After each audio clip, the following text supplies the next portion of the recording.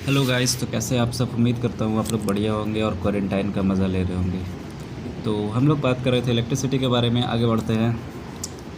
कल हम लोग ने देखा था चार्ज के प्रॉपर्टीज़ देखे थे। चार्ज क्या होता है, चार्ज कितने तरह के होते हैं, चार्ज किस तरह से एक दूसरे पे अट्रैक्ट करते हैं, रिपेल करते हैं, वो सब देख लिया था। आगे बढ़ते हैं। हमारा क्या है, on the basis of flow of electricity object can be divided into 3 parts. कहने का मतलब कि किसी भी ऑब्जेक्ट को हम लोग इलेक्ट्रिसिटी के फ़्लो के हिसाब से 3 तरह में बांटे हैं। वो कौन कौन से हैं? वो है हमारा conductor, insulator and semi conductor. Conductor, insulator and semi conductor. ठीक है। अब कंडक्टर क्या होता है? अब देखो, बेसिकली होता क्या है, कोई बॉडी है, ठीक है, ये अगर एक कंडक्टर है तो किसी भी सब्सटेंस के अंदर हम लोग को पता होता है कि उसके अंदर क्या क्या होता है। इलेक्ट्रॉन्स होते हैं, प्रोटॉन्स होते हैं, न्यूट्रॉन्स होते हैं। ठीक है। अब इसके अंदर क्या होता है, इलेक्ट्रॉन्स है, प्रोटॉन्स है, न्यूट्रॉन्स है। ठीक है। तो कंडक्टर के अंदर होता क्या है, इलेक्ट्रॉन्स जो होते हैं वो बाहर में एक्स्ट्रा होते हैं। कहने का मतलब किसी वजह से वो लोग वीक इलेक्ट्रॉन्स होते हैं जो कि सरफेस पे एक्स्ट्रा बन जाते हैं, जो कि क्या क्या है, जो कि फ्री होकर इधर से उधर घूमते रहते हैं, जिसको हम लोग बोलते हैं फ्री इलेक्ट्रॉन्स, जो कि क्या करते हैं, फ़्लो करते हैं, एक जगह से दूसरी जगह फ़्लो करते रहते हैं, और वही फ़्लो के वजह से इलेक्ट्रिसिटी जनरेट होता है। ठीक है। ओके। इंसुलेटर क्या होता है? इंसुलेटर के अंदर फ्री इलेक्ट्रॉन्स नहीं होते, जिसके वजह से उसके अंदर इलेक्ट्रिसिटी फ़्लो नहीं हो पाता है। सेमी कंडक्टर, जो कि आप लोग को पढ़ना नहीं है, बस ध्यान में रखना, सेमी कंडक्टर नाम का कोई चीज़ होता है। Coulomb's law. अब आते हैं हम लोग अपना चैप्टर पे, जो कि क्या है, सबसे पहले हम लोग को पढ़ना है कूलम्ब्स लॉ। बेसिकली 9th में 10th में पढ़ना नहीं है, लेकिन इसके बारे में कुछ जान लो, that would be for better, क्योंकि कुछ कुछ एग्जाम्स में इसके बारे में पूछ दिया जाता है 10th पे ही। ओके। तो कूलम्ब्स लॉ क्या कहता है?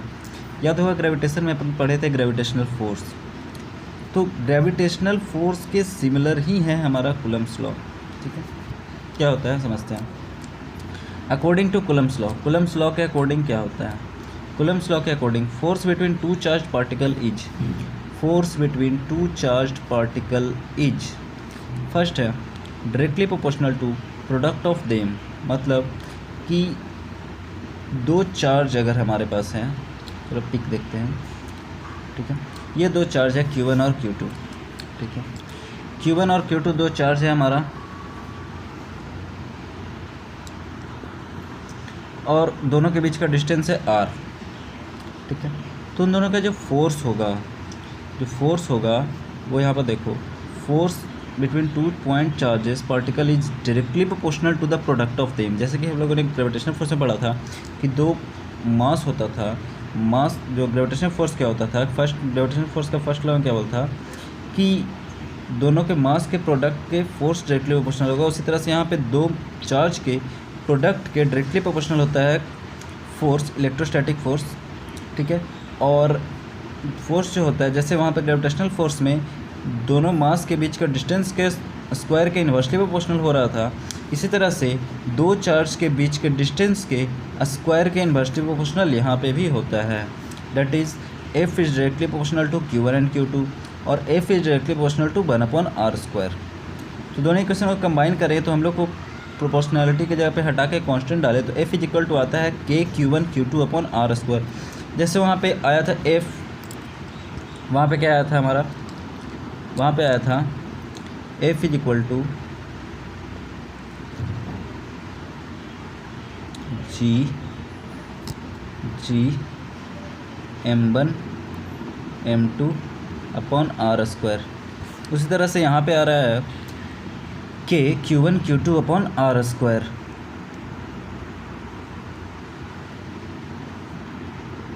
ठीक है।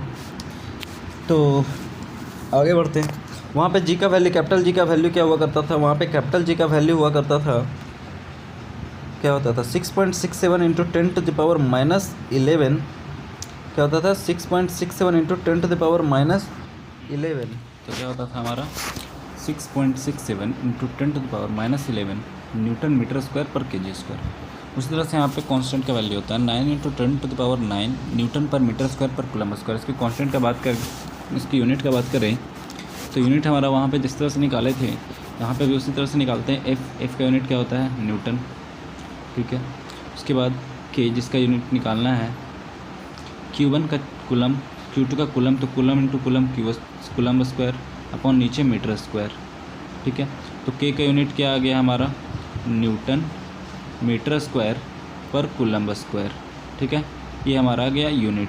और तो हमारा के का वैल्यू क्या हो गया? 9 इंटू 10⁹ न्यूटन मीटर स्क्वायर पर कूलम स्क्वायर। आगे बढ़ते हैं, ठीक है, नेक्स्ट पेज पे। अब है हमारा पास क्वेश्चन। ये 2 पॉइंट चार्ज है, 2 माइक्रो कूलम, इसको क्या पढ़ते हैं? माइक्रो पढ़ते हैं। ये हमारा माइक्रो, जिसका वैल्यू होता है 10⁻⁻6, ठीक है। कितना होता है? 10⁻⁻6 कूलम और -1 माइक्रो कूलम। उसके बीच का डिस्टेंस है 10 मीटर। तो ये दोनों के बीच का डिस्टेंस बताना है, ठीक है। तो एक बार ट्राई करो खुद से, नहीं बना तो फिर मैं बताऊंगा। ओके, नेक्स्ट पेज पे मूव करते हैं, इसको बनाने की कोशिश करते हैं। ट्राई करो जल्दी फटाफट।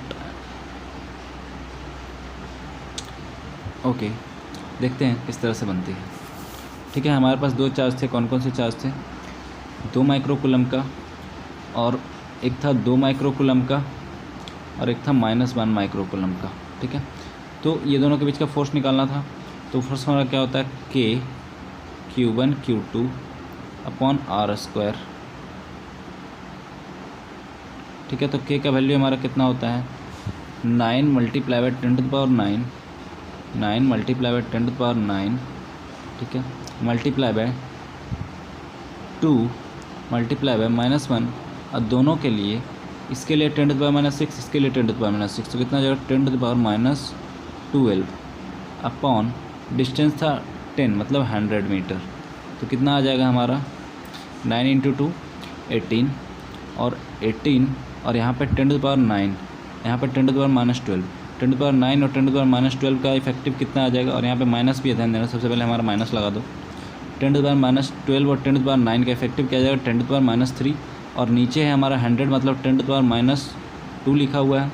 तो 10⁻−3 और 10⁻−2 कितना हो जाएगा हमारा टोटल? हमारा टोटल हो जाएगा, ये ऊपर जाके प्लस हो जाएगा, 10⁻−3 प्लस 10⁻−2 कितना हो जाएगा? जल्दी बताओ। ओके, तो सबसे पहले यहाँ पे हो गया 18 मल्टीप्लाई बाय, यहाँ पे हो गया था इफेक्टिव 10⁻−3, सॉरी यहाँ पे 10⁻+2 है ना, 10⁻−3, और ये ऊपर जाके -2 हो जाएगा, तो 10⁻5 और न्यूटन। ओके, क्लियर, समझ में आया? नेक्स्ट एक और क्वेश्चन है हमारा यहाँ पे। Calculate the number of electrons constituting 1 coulomb of charge. ये क्या बोल दिया, चलो देखते हैं क्या होता है। Calculate the number of electrons constituting 1 coulomb of charge. कहने का मतलब क्या हुआ? हम लोग को पता है कि, हम लोग को क्या पता है? हम लोग को पता है कि एक इलेक्ट्रॉनिक चार्ज में कितना होता है, कितना चार्ज होता है एक इलेक्ट्रॉन में? कितना होता है?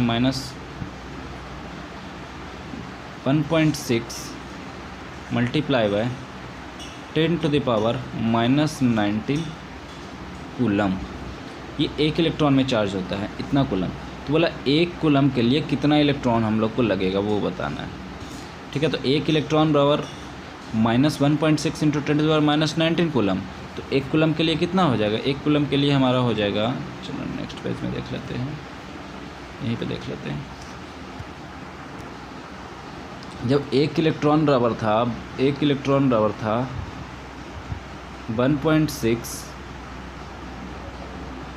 1.6 मल्टीप्लाई बाय 10⁻⁻19 कूलम। तो एक कूलम बराबर कितना हो जाएगा? 1/1.6 मल्टीप्लाई बाय 10⁻⁻19। अब इसको सोल्व कर लो, ठीक है, इसको सोल्व कर लो, जो आएगा हमारा वो आंसर हो जाएगा। ओके, आई थिंक कितना आ जाएगा? अप्रॉक्स 6.25 एंड 10 समथिंग आ जाएगा। बहुत बड़ा सा नंबर ऑफ इलेक्ट्रॉन्स आएंगे। ओके, क्वेश्चन समझ में आया? एक बार फिर से क्वेश्चन समझ लो। नंबर ऑफ इलेक्ट्रॉन्स कैलकुलेट करना है एक कूलम चार्ज के लिए। तो हम लोग को पता है एक इलेक्ट्रॉन्स में 1.6 इंटू 10⁻⁻19 कूलम चार्ज होता है। तो वहाँ से एक कूलम चार्ज कैलकुलेट कर लेंगे इस तरह से, ठीक। नेक्स्ट फिर से क्वेश्चन है, दो चार्जेस है Q और 3Q, पहले था R डिस्टेंस पे, ठीक है, और इसके बीच में फोर्स लग रहा था F1। फिर दोनों को क्या किया गया, दोनों को एक दूसरे के साथ सटाया गया, तो ड्यू टू रबिंग चार्ज दोनों में इक्वली डिवाइड हो गया, जो कि है 2Q और 2Q। अब दोनों के बीच का डिस्टेंस है R, तो अब नया जो फोर्स आया वो है F2। तो F1 और F2 का रेशियो बताना है क्या आएगा। चलो सॉल्व करते हैं, ठीक है, सॉल्व करेंगे अपना। तो फर्स्ट केस में फोर्स क्या था, फर्स्ट केस में हमारा फोर्स हो जाता, फर्स्ट केस में चार्ज क्या क्या थे, फर्स्ट केस में था Q और 3Q। फर्स्ट केस में फोर्स कितना हो जाएगा, फर्स्ट केस में फोर्स हो जाएगा, एक सेकंड को स्पीक को छोटा कर दूँ तो आई होप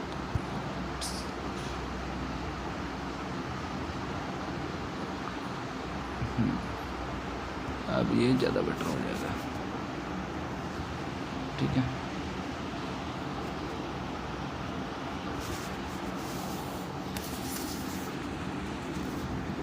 अब ज़्यादा बेटर है। तो फर्स्ट केस का फोर्स जो है हमारा F1 वो निकालते हैं, जो कि था F इक्वल टू क्या होता था हम लोग का force K Q1 Q2 upon R square. K का वैल्यू रखना नहीं है, ठीक है। तो F बराबर हो जाएगा K Q1 Q2, Q1 Q2 कितना है, Q1 की जगह पे Q और Q2 की जगह पे 3, तो कितना हो जाएगा, तो मल्टीप्लाई करेंगे तो 3Q square upon R square. ये हो गया हम लोग का इनिशियल मतलब F1। F2 का बात कर ले, तो F2 का बात करें तो F2 हो जाएगा हमारा K। अब यहाँ पे देखो चार्ज है 2Q और 2Q, मतलब कितना हो जाएगा 4Q square divided by R square. तो नेक्स्ट पेज ले लेते हैं। तो F1 हमारा आ गया था, F1 क्या आ गया था, K 3KQ square upon R square, और F2 आ गया है 4KQ square upon R square. तो F1 अपॉन F2 क्या आ जाएगा हमारा, F1 अपॉन F2 आ जाएगा, देखो सब इस साइड जब इसको डिवाइड करेंगे तो ये पार्ट, ये वाला पार्ट पूरा जो है इसके ये वाला पार्ट से कैंसिल आउट हो जाएगा। तो हम लोग का क्या बच जाएगा, F1 upon F2 is equal to 3:4। Okay done. Next, ठीक है। तो नेक्स्ट है हमारा टाइप्स ऑफ इलेक्ट्रिसिटी। अब इलेक्ट्रिसिटी कितने तरह के होते हैं, और क्वेश्चंस अगर चाहिए तो कमेंट कर देना, मैं क्वेश्चंस बना के आपको दे दूंगा। Okay, I am waiting for your comment.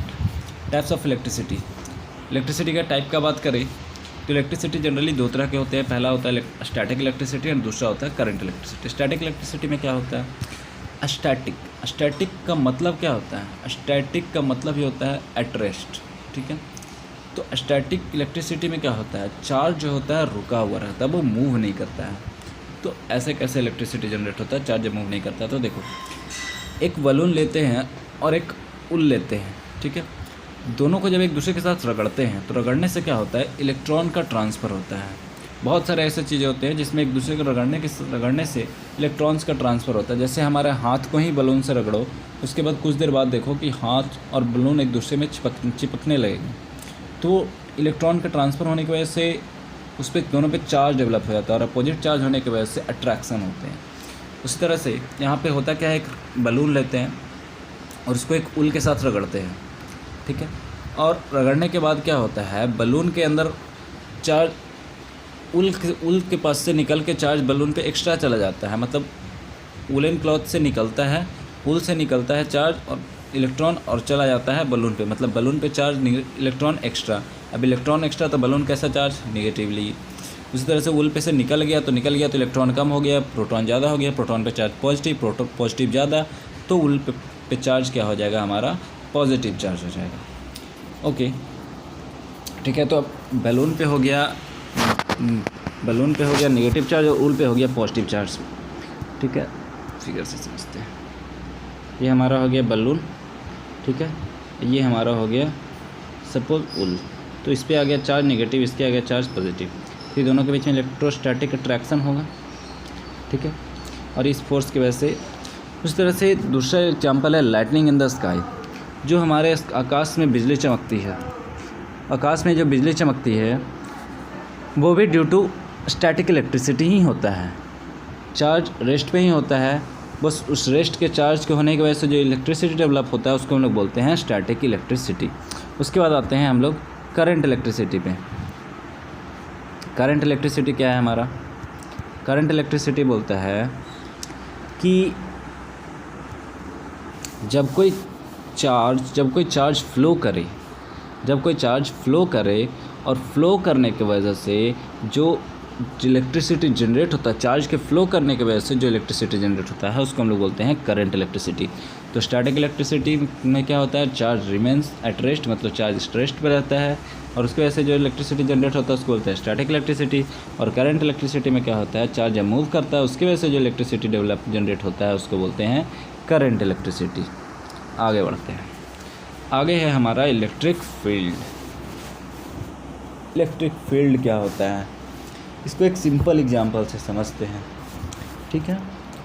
होता क्या है, देखो, जैसे हमारा ये है एक चार्ज, ठीक है।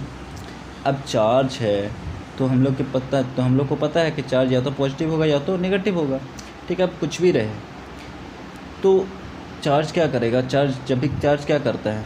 जब कोई आसपास में कोई इलेक्ट्रॉन, जब कोई पॉजिटिवली चार्ज आए या नेगेटिवली चार्ज आए तो इसके नेचर के हिसाब से या तो अट्रैक्शन होता है या तो रिपल्सन होता है।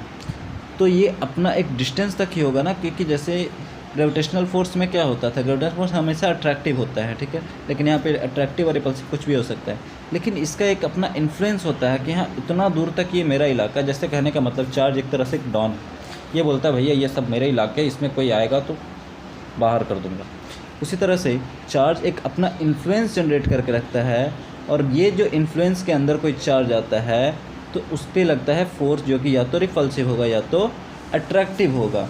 तो ये जितना इन्फ्लुएंस जनरेट करके रखता है, जितना दूर इसका इन्फ्लुएंस है, जितना दूर इस पर फोर्स लग सकता है, उस पूरे फील्ड को हम लोग बोलते हैं इलेक्ट्रिक फील्ड। ओके, समझ में आया? कोई दिक्कत वाली बात नहीं है, सारा सेट हो जाएगा, सारा मामला क्लियर हो जाएगा। ओके, आगे बढ़ते हैं। आगे है हमारा इलेक्ट्रिक पोटेंशियल। अब यहाँ से स्टार्ट होता है आपका मेन इलेक्ट्रिसिटी का पार्ट। किस तरह से इलेक्ट्रिसिटी जनरेट होगा ये आज तो खैर इलेक्ट्रिक पोटेंशियल तक ही रुकेंगे, कल बताएंगे, कल पढ़ेंगे हम लोग इलेक्ट्रिक पोटेंशियल डिफरेंस, वहाँ से पता चलेगा। और इलेक्ट्रिक पोटेंशियल डिफरेंस पढ़ने के बाद हम लोग बता सकेंगे किस तरह से इलेक्ट्रिसिटी जनरेट होता है, ठीक है। इलेक्ट्रिक पोटेंशियल डिफरेंस, उसके बाद इलेक्ट्रिक करंट पढ़ेंगे, चार्ज किस तरह से फ्लो होता है, किस तरह से पोटेंशियल डिफरेंस करंट को इन्फेक्ट करता है, ये सारी चीज़ें देखेंगे, ओम्स लॉ वगैरह, रेसिस्टेंस वगैरह, एवरीथिंग धीरे धीरे करके ख़त्म हो जाएगा। डोंट वरी, चिंता करने की कोई बात नहीं है। और हाँ, आप लोग को बता दूँ कि फ़िज़िक्स जो भी चल रही है, फ़िज़िक्स के साथ साथ मैथ्स की भी पैरेलल क्लास जल्द ही, कल या परसों से वो भी पर डे मैथ्स की क्लासेस भी अपलोड होनी शुरू हो जाएंगी। फिर आपकी केमिस्ट्री और बायोलॉजी भी धीरे धीरे कंटिन्यू हो जाएगा। डोंट वरी, आप लोग का सिलेबस टाइम पे फिनिश करने की जिम्मेदारी मेरी है। जैसे ही क्वारंटाइन ख़त्म होगी तो अपने क्लासेस वापस से स्टार्ट हो जाएगी। जब तक जितना ज़्यादा हो सकता है उतना सिलेबस कवर कर लेते हैं। ओके, तो लेट्स गो। इलेक्ट्रिक पोटेंशियल क्या होती है? इलेक्ट्रिक पोटेंशियल के लिए थोड़ा ध्यान देना, क्या होता है समझना क्या होता है। यहाँ पर लिखा हुआ है electric potential at a point, और ऊपर में लिखा हुआ in the electric field. In the electric field कहने का मतलब electric potential at a point, ये हमारा एक पॉइंट ए, ठीक है। अब इस पॉइंट पे यहाँ पे इलेक्ट्रिक फील्ड है, ठीक है। अब electric potential at a point in an electric field is defined as work done per unit charge by an external agent in a slowly bringing a unit charge from infinite to that point. कहने का मतलब कि हमारा point हो गया, ये कहीं है इन्फानाइट मतलब होता है अनंत, कहीं एकदम दूर बिंदु पर से एक चार्ज लिया, ठीक है, क्यू, एक यूनिट चार्ज लिया। अब इस चार्ज को जब यहाँ पे लेके आएंगे, ठीक है, तो यहाँ पे लेके आएंगे तो जैसे इसके इन्फ्लुएंस में आएगा तो इसके इलेक्ट्रिक फील्ड है यहाँ पर, तो इसके इन्फ्लुएंस में आएगा तो इस पर लगेगा फोर्स। तो इस फोर्स को ओवरकम करते हुए, कहने का मतलब इस फोर्स के बियॉन्ड जाते हुए जो एक्सटर्नल एजेंट इस पे काम करेगा यहाँ से लेके यहाँ तक आने में, वो भी स्लोली कहने का मतलब कि एक्सेलरेशन ना हो। एक्सेलरेशन जब आ जाएगा तो वो एक अलग फोर्स जनरेट कर देगा, लेकिन हम लोग को इलेक्ट्रोस्टैटिक फोर्स के दायरे में ही रहना है।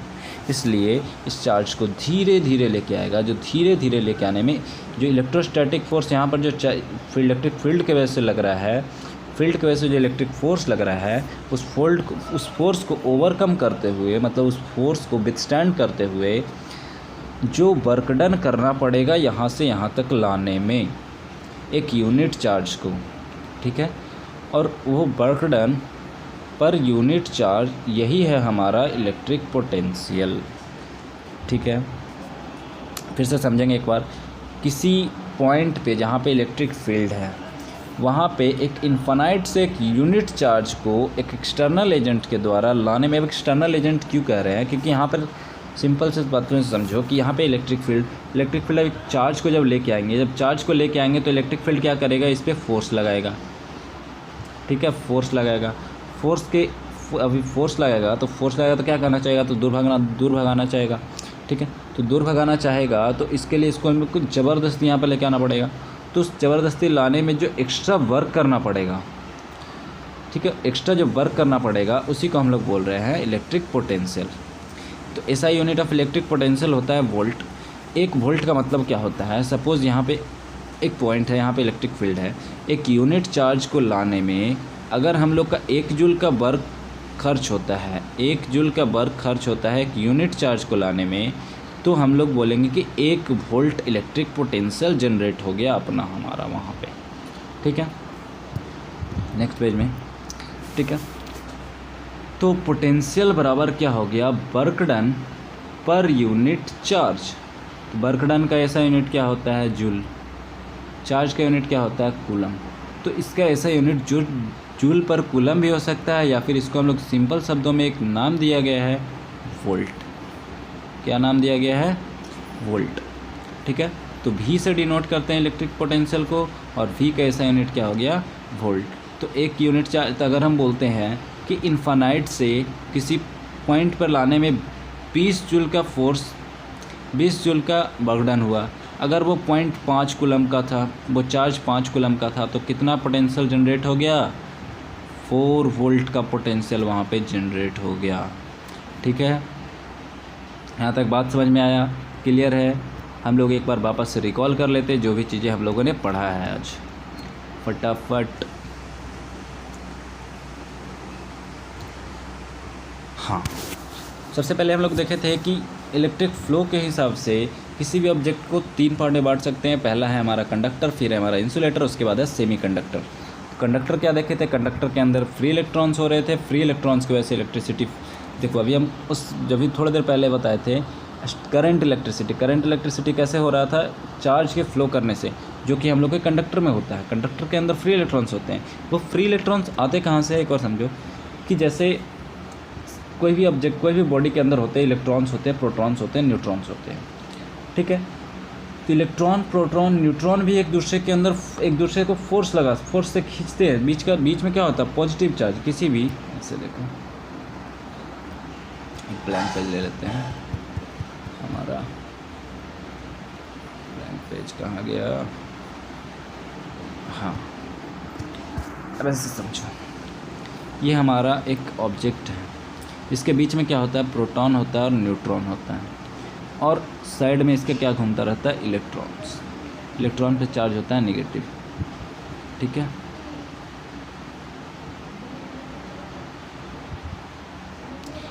अब बीच में चार्ज कैसा होता है? पॉजिटिव। अब पॉजिटिव और नेगेटिव है तो क्या होगा? वो तो हम लोग सभी जानते हैं क्या होता है, अट्रैक्शन। वो तो कल अच्छे समझ में आ ही गया होगा किस तरह से अट्रैक्शन होता है, वो तो आप लोग पर डे देखते हो, ठीक है।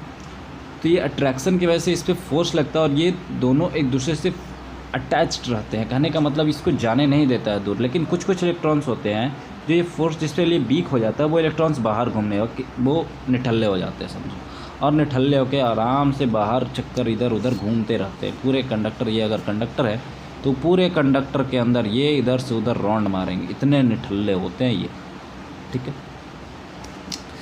तो अब ये जब फ्लो करते हैं तो फ्लो के वजह से, अब जैसे ही फ्लो करता है, पोटेंशियल कल देखेंगे पोटेंशियल डिफरेंस क्या होता है। जब इसके अंदर पोटेंशियल डिफरेंस डाला जाता है ना, तो इलेक्ट्रॉन्स का फ्लो में एक ड्रिफ्ट आता है।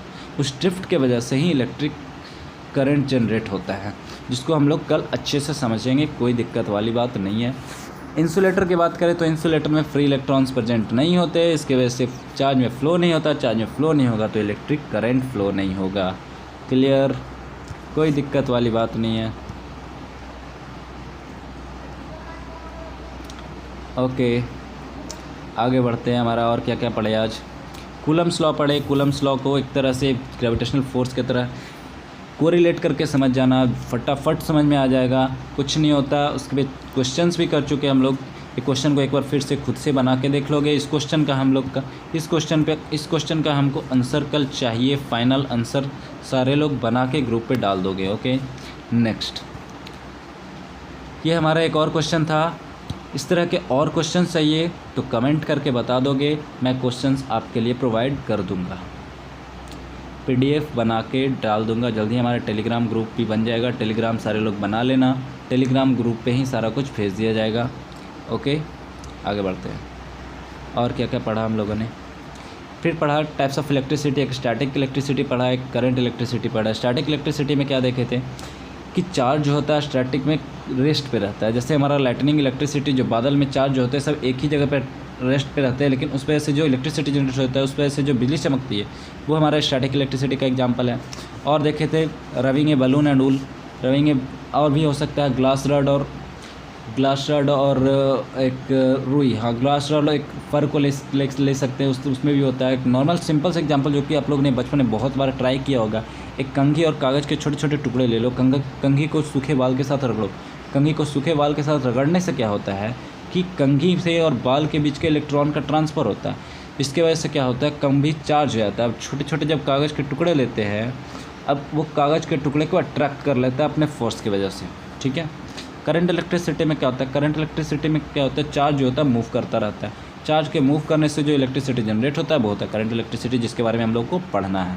इलेक्ट्रिक फील्ड हम लोग देखें, इलेक्ट्रिक फील्ड क्या है? इलेक्ट्रिक फील्ड एक पॉइंट है जो कि बोलता है भैया हमें यहाँ के डाउन, अब मेरे इलाके में जो आएगा वो चूर चूर हो जाएगा। नेक्स्ट, इलेक्ट्रिक पोटेंशियल हम लोगों ने देखा कि कोई चार्ज को इन्फानाइट से किसी पॉइंट पर लाने में जो वर्क डन होता है, उस work done per unit charge को हम लोग बोलते हैं पोटेंशियल, का ऐसा यूनिट क्या होता है, वोल्ट।